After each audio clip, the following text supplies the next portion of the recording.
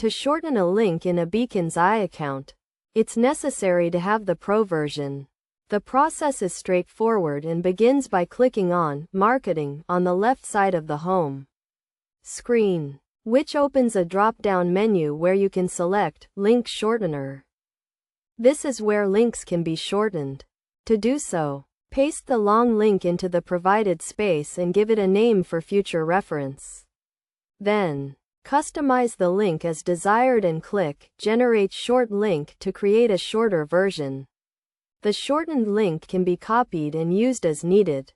One of the benefits of using Beacon's AI to shorten links is the ability to track statistics, including the number of clicks, traffic sources, and geographical information. These statistics can be viewed by clicking on the link and selecting the desired time frame, such as by week, month, 3 months, or 1 year. Additionally, if a link needs to be edited, this can be done by clicking on the 3 dots next to the link and selecting Edit, which allows changes to be made to the destination URL, a feature that not all link shorteners offer.